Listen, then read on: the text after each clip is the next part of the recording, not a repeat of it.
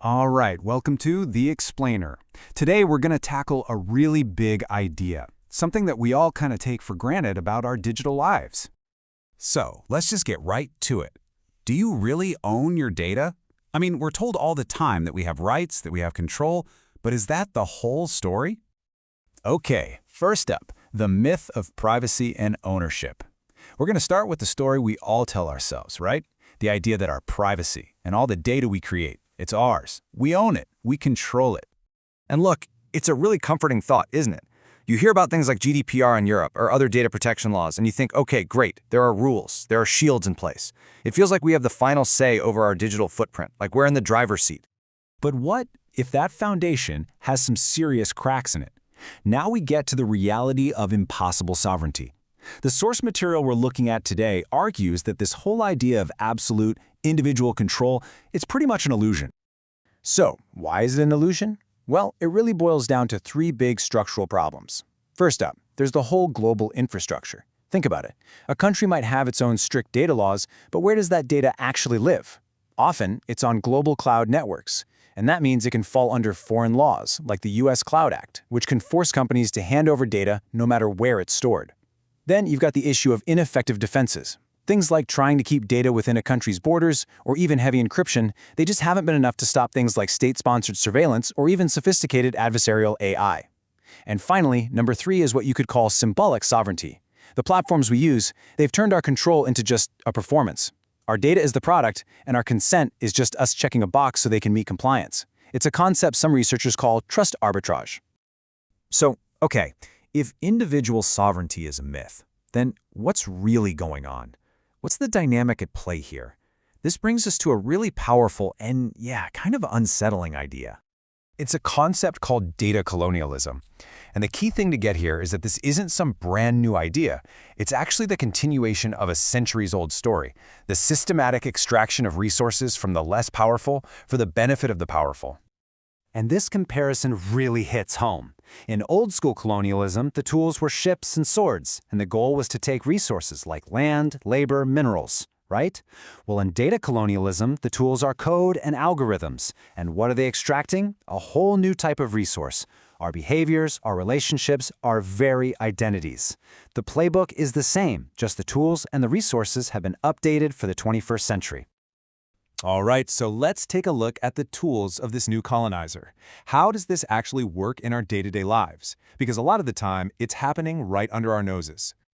I mean, think about it. When you interact with a platform, your consent isn't really a conversation, is it? It's not a negotiation, it's just checking a box.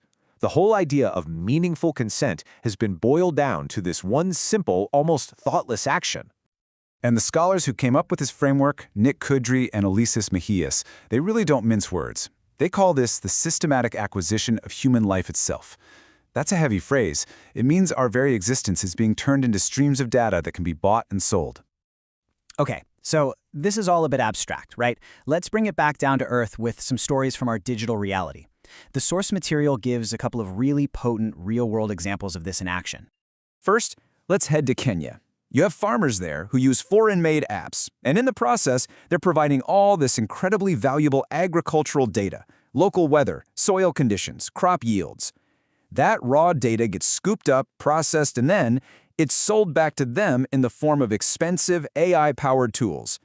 The very resource they provided is now a product they have to pay for. And there's a name for this: digital enclosure. It's like the old practice of fencing off common land that everyone used to share and turning it into private property. It's the same idea, but for the digital age. A shared resource, community data, gets enclosed and turned into a private commodity. Here's another really powerful example. Think about indigenous communities. Their cultural heritage, their traditional knowledge, which is invaluable, is sometimes stored on corporate cloud servers run by giants like Amazon or Google. And once it's there, it becomes vulnerable. It can be acquired, analyzed, and used for all sorts of things, often completely without their consent. And the anthropologist Abeba Birhan has a term for this specific type of appropriation: algorithmic colonization. This is where data extraction doesn't just undermine a community's control over its own affairs, it actively turns sacred cultural heritage into just another commercial asset to be exploited. So you might be asking yourself, if this huge shift is happening, why don't we see it more clearly? Why isn't this front-page news every day? Well, the answer is that this new empire is designed to be unseen. Yeah, this new kind of colonialism is so effective precisely because it's invisible. The technology itself is built to look and feel completely neutral, maybe even helpful. It all just runs quietly in the background of our digital lives. But while it's humming along, it's steadily concentrating immense wealth and power into the hands of just a few. It's an empire that doesn't need armies when it has algorithms. And that leaves us with a really big, provocative question to chew on. If digital sovereignty, this idea of individual or even national control over our data, is an illusion, then what's the alternative? Where do we go from here? Now, the analysis and all these powerful ideas we've talked about today come from the book Homo-Servus, The Collapse of Human Sovereignty in the Digital Era.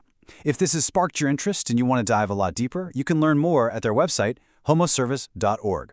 Thanks so much for joining us for this explainer.